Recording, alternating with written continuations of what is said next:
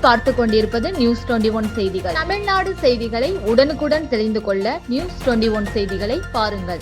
விருத்தாச்சலம் அருள்மிகு விருத்தாம்பிகை பாலாம்பிகை உடனுரை அருள்மிகு விருத்தகிரீஸ்வரர் ஆலயத்தில் உண்டியல் திறந்து எண்ணும் பணி நடைபெற்றது. கடலூர் மாவட்டம் விருத்தாச்சலம் அருள்மிகு விருத்தகிரீஸ்வரர் திருக்கோவிலின் நிரந்தர உண்டியல் 9, திருப்பணி உண்டியல் 1, மொத்தம் 10 உண்டியல்கள் திறந்து எண்ணும் பணி நடைபெற்றது.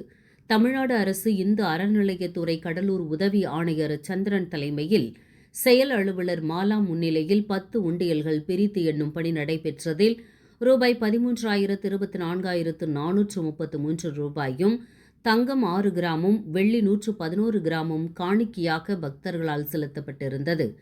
இந்த பணியில் கோவில் மேலாளர் பார்த்தசாரதி, கோவில் ஊழியர்கள், சமூக ஆர்வலர்கள், சிவனடியார்கள் என ஏராளமானோர் கலந்து கொண்டனர்.